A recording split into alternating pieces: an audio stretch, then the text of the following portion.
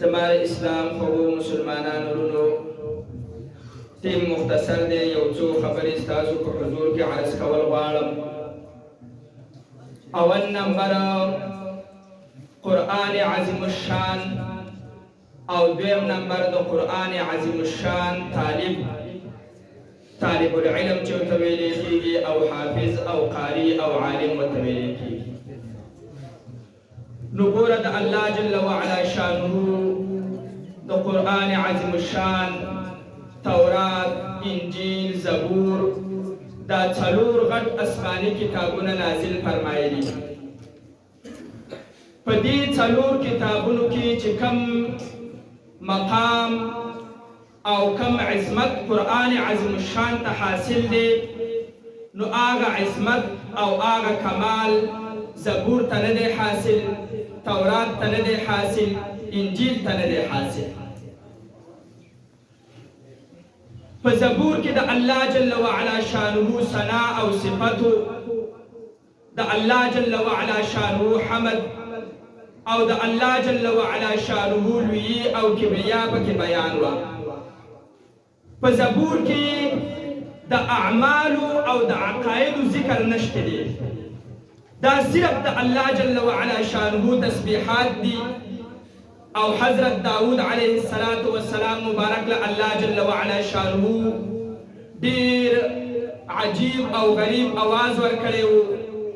او هغه په خپل आवाज باندې د زبور تلاوت کاوه او مارغان او کارغان او زناور او انسانان هر قسم مخلوقات با د داود علیه السلام مبارک په مجلس کې جمع. او امام غزالی رحمت الله علیه فرمایي چې داود علیه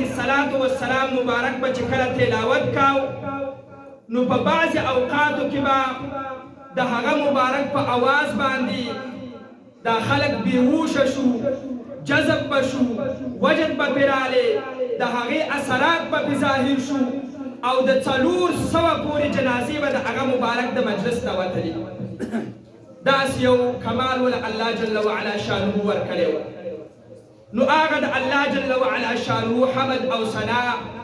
د الله کبریا، د الله جل وعلا شانه لوی، دا به حضرت داود علیه السلام مبارک بیانولا او د زبور تلاوت وکاو. خو لیکن د زبور نه قرآن عظیم الشان اولاد اعلا دی، افضل دی، عظیم دی. ځکه چې په قرآن عظیم الشان کې د الله جل وعلا شانه ثنا او صفت هم ذکر دی، د الله تسبیحات هم پکې بیان دي او د هغې سره سره په قرآن عظیم الشان کې د اعمالو او د عقایدو ذکر هم دی. نو قرآن عظیم الشان جامع کتاب دی، جامعیت دی پکې، هم پکې مسائل ذکر دي، هم پکې قصص ذکر دي، هم پکې اعمال ذکر دي، هم پکې عقاید ذکر دي، هم پکې د الله جل وعلا شانه حمد او ثنا او کبریا او لوی بیان شوی ده. او تورات او انجیل، نو په تورات او په انجیل کې د اعمالو او د عقایدو بیان موجود و. خو لیکن قرآن عظیم الشان د تورات او د انجیل نم اعلا او افضل دی. ځکه په تورات کې تحریف راغلی، په انجیل کې تحریف راغلی او د قرآن عظیم الشان د حفاظت وعده الله جل وعلا شانه په خپله کړې ده. په قرآن عظیم الشان کې تحریف نشي کېدلی. د شیعګانو دا عقیده ده، ګوره د اهل سنت والجماعت د علماو دا ذمواري ده چې کومه یو فرقه نوې سر اوچت کی د اسلام بدنامي کوي او د نبی علیه السلام مبارک مخالفت کوي، د صحابه کرامو سپکوي، نو زمونږ د علماء کرامو دا ذمواري ده چې موږ تاسو ته دا فتنه په ګوته کړو او چې یو ځل سړی فتنه وپېژني او د هغه باوجود پسې روان وي، نو د علماء کرام العلماء ورثة الانبیاء او د انبیاء علیهم السلام کار چې دی وما علینا الا البلاغ. اوس شیعګانو بیرته نوی سر اوچت کړی دی او د حضرت ابوبکر صدیق د عمر فاروق او د مور بی بی عائشه رضی الله تعالی عنها وعنهم اجمعین د دې مبارکانو سپکاوی کوي او د دې دا عقیده ده وی قرآن عظیم الشان څلوېښت سپارې دي خو دا لس سپارې پکې ابوبکر صدیق رضی الله تعالی عنه او عمر فاروق رضی الله تعالی عنه دې دواړه مبارکانو شیخینو مبارکینو وی دا لس سپارې پټې کړي دي نو قرآن عظیم الشان څه وایي الله جل وعلا شانه فرمایي چې دا قرآن عظیم الشان من نازل کړی دی ما نازل کړی الله جل وعلا شانه فرمایي او د حفاظت وعده ما اخیستې ده څوک په دې کې تحریف نشي کولی څوک د دې نه یو آیت نشي پټولی او شیعهګان وایي د دې نه لس سپارې پټې شوي دي نو قرآن عظیم الشان په مقابله د تورات او د انجیل باندې اعلی دی ځکه په تورات او په انجیل کې تغییر راغلی دی تبدیل پکې راغلی تحریف پکې راغلی زیاتې او کمې پکې شوی دی او په قرآن عظیم الشان کې څوک زیاتې او کمې نشي کولی ځکه الله جل وعلا شانه فرمایي چې د دې د حفاظت وعده او ذمهواري ما په خپله باندې اخیستې ده نو په قرآن عظیم الشان کې څوک تحریف نشي کولی نو قرآن عظیم الشان د زبور نم اولاد په اعتبار د جامعیت سره د انجیل او د تورات نم اعلی او افضل دی په اعتبار د حفاظت سره او په اعتبار د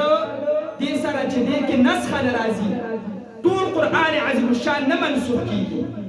دا به الی یوم القیامه د نبی علیه السلام مبارک دین او قرآن عظیم الشان به باقی پاتې وي په لندن کې د نن نه تقریبا 15 شپېته کاله مخکې عیسیانو مسلمانانو ته چیلنج ورکړ چې موږ به ستاسو په اسلام باندې او په قرآن عظیم الشان باندې اعتراضات دي تاسو په هر څوک عالم راغواړئ مسلمانان هغه عالم راولئ او پر دې اعتراضاتو جوابات موږ ته میلاو شو نو موږ به ستاسو د اسلام او د قرآن عظیم الشان حقانیت وګڼو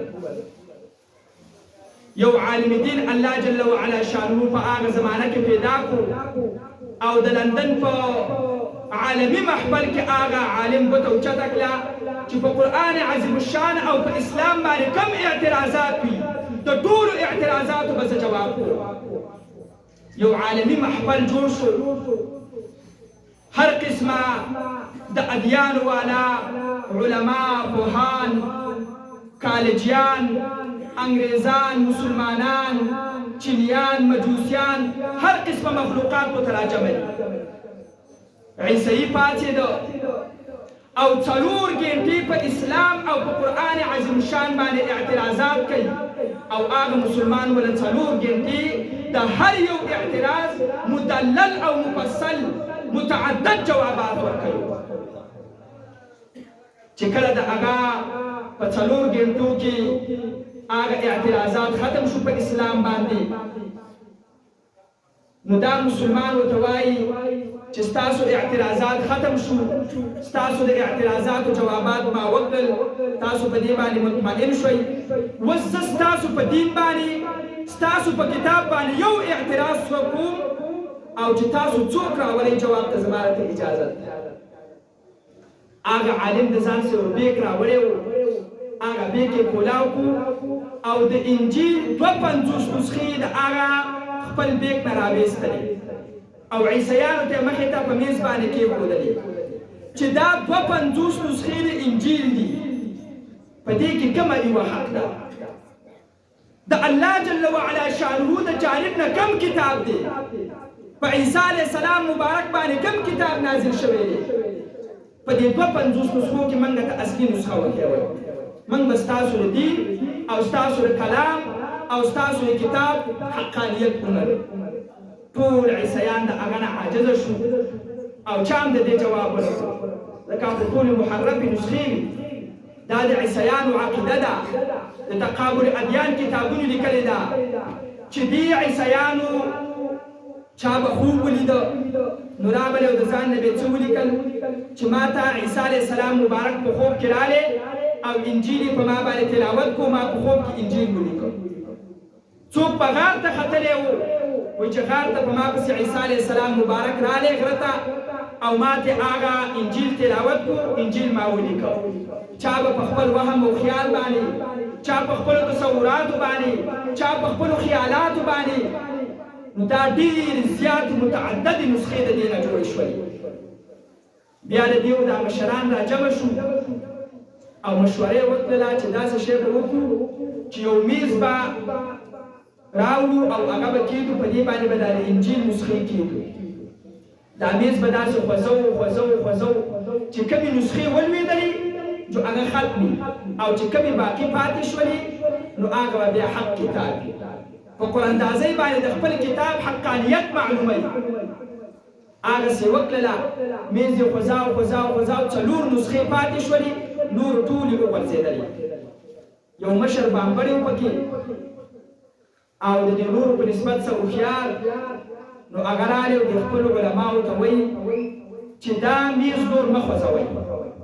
که دا میز تاسو وخوځاو او ټول کتابونه وغورځېدل نو بې کتابه به پاتې شئ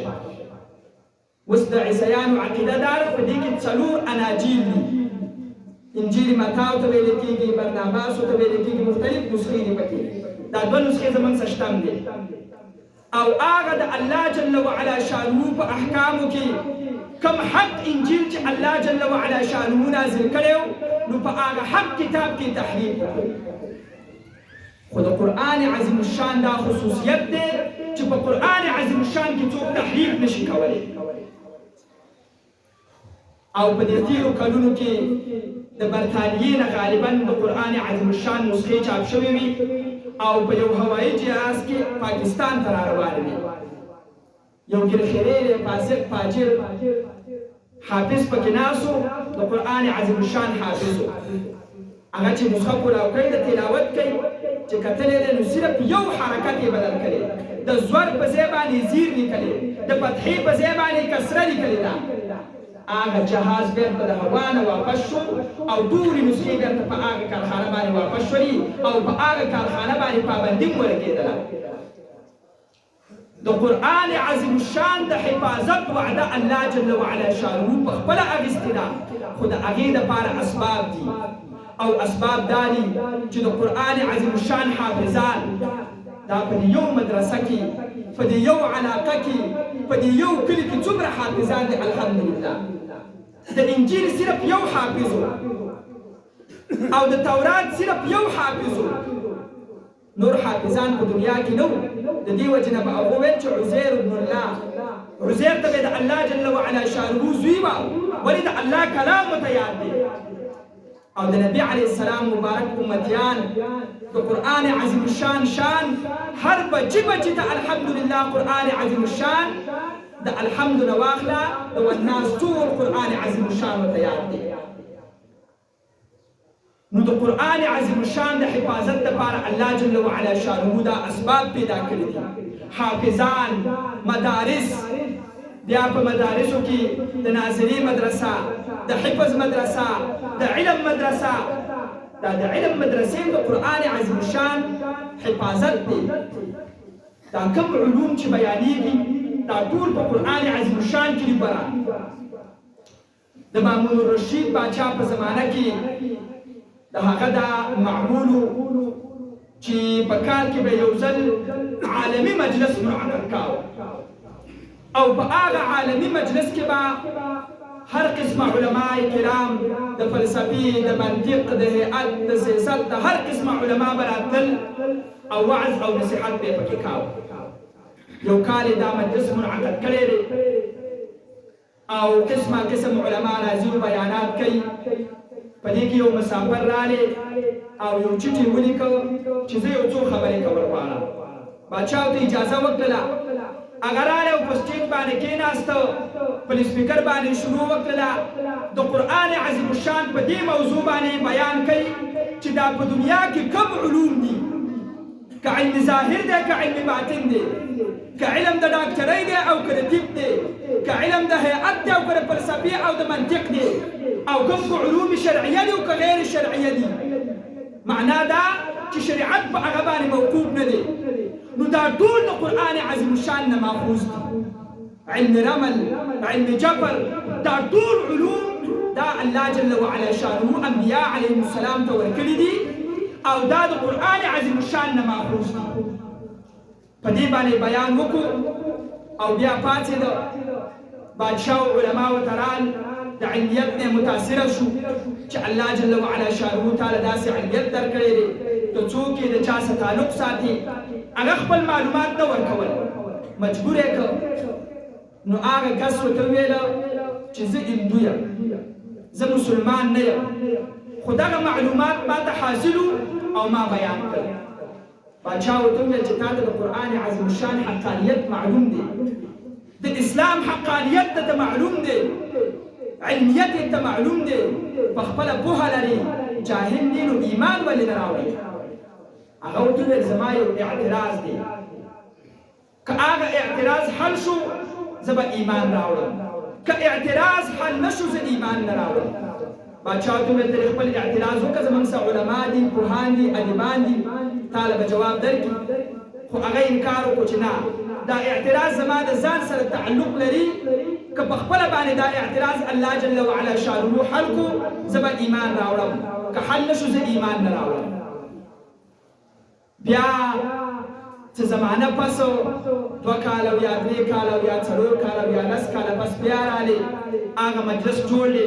بیا یې چټۍ راولېږله چې زه تقریر کوم غواړم. بیا ورته باچا اجازه ورکړله.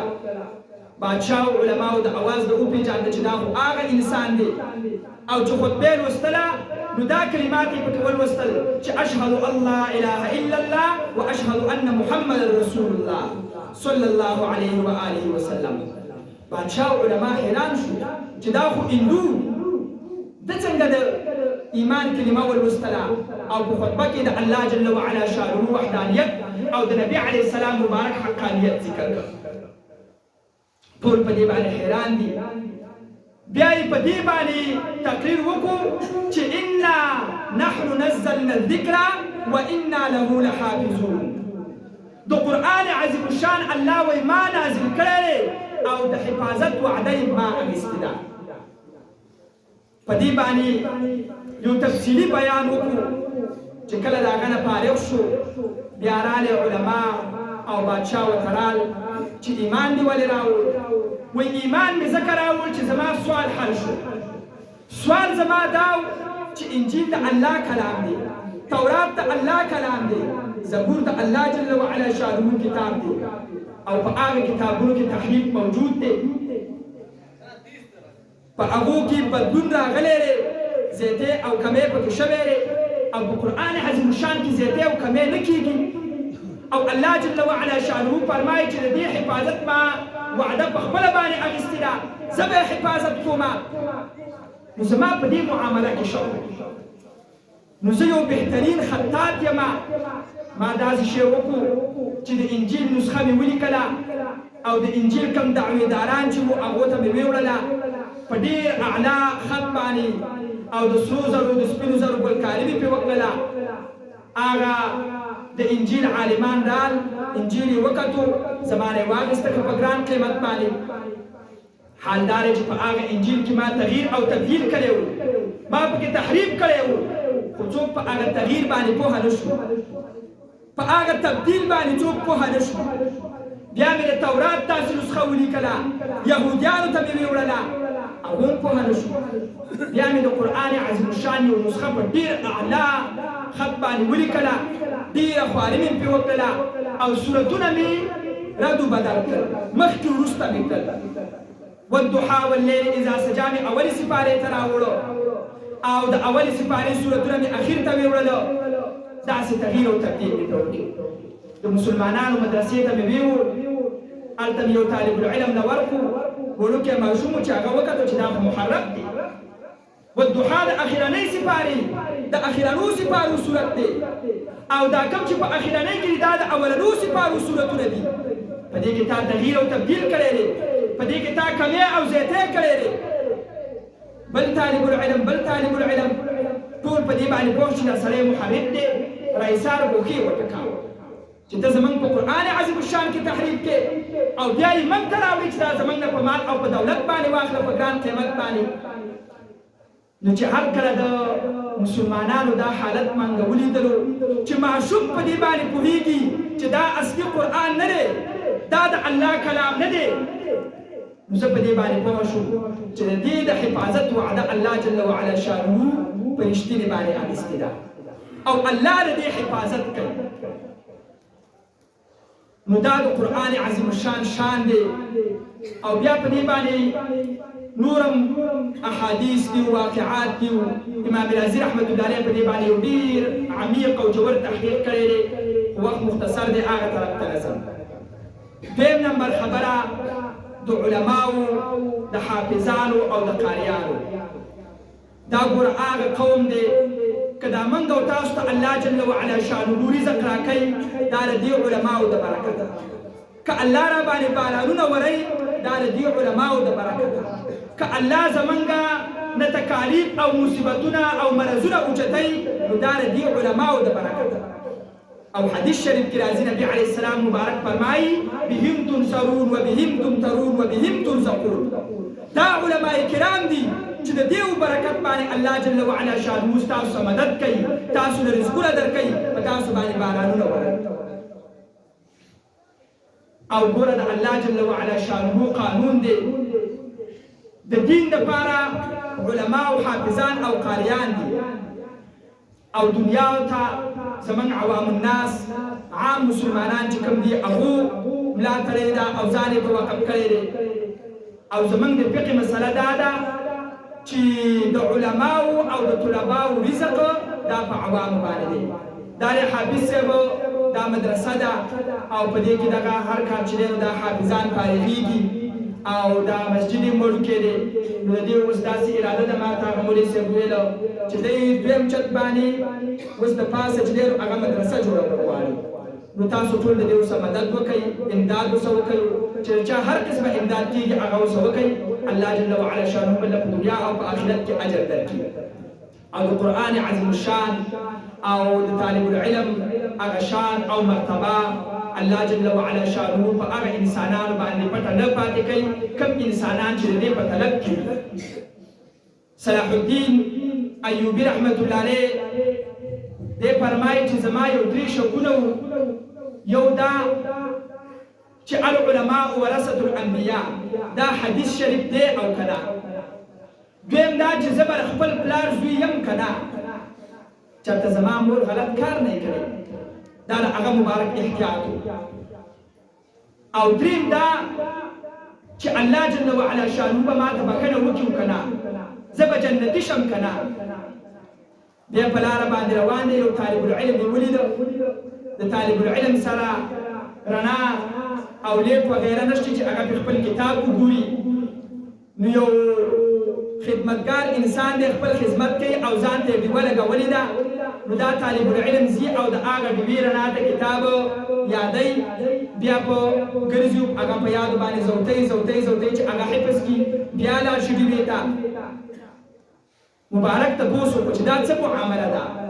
وزیرانو نوکرانو ته جواب ورکړو چې دا طالب العلم دی او داسې غریب او فقیر دی وسې نه کېږي چې خپله یو ډیوه او یو رڼا ځان له پیدا کړي نو هغه مبارک دله یو ډیوه واخیستله او تیل یې رب کې واچول او دا یې ورته وویل چې کله هم تیل ختمېږي ما ته راځه زه به ستا له هغه رڼا بندوبست کوم او ته علم حاصلوه د شپې اوده دی خوب ویني نبی علیه السلام مبارک ورته راغلی او په خوب کې ورته فرمایي چې ای د سبکتګین زوه تا زما د وارث سره مدد وکړو الله جل وعلا شانه دې تا ته جنت نصیب کړي مبارک فرمایي وایي زما د درې واړه سوالونو هغه جواب حل شو کم سوالات چې نو هغه ټولو جواب ما ته میلاو شو مبارک راته وفرمایل نبی علیه السلام مبارک چې ای د سبکتګین زوه نو زه پوهه شوم چې زه د خپل پلار زوی یم زما د وارث سره مدد وکړو نو چې طالب د نبی علیه السلام مبارک وارث دی نو د عالم به کومه مرتبه وي نو العلماء ورثة الانبیاء دا حدیث بالکل صادق دی او د نبی علیه السلام مبارک دعا چې الله دې جنتی کا نو په دې باندې خو زما ایمان او عقیده چې هغه نه رد کېږي الله جل وعلا شانه به خامخ قبلې نو که د نبی علیه السلام مبارک دعاګانې الله جل وعلا شانه زمونږ او ستاسو په حق کې قبول کړي زمونږ د مشرانو د بزرګانو د صحابه کرامو د امامانو د ټولو دعاګانې الله جل وعلا شانه زمونږ او ستاسو په حق کې قبول کړي او د دې طالب العلمانو سره مدد وکړي الله جل وعلا شانه زمونږ او تاسو ته عمل کولو توفیق رانصیب کړي واخر دعوانا الحمد لله رب العالمين اللهم صل على سيدنا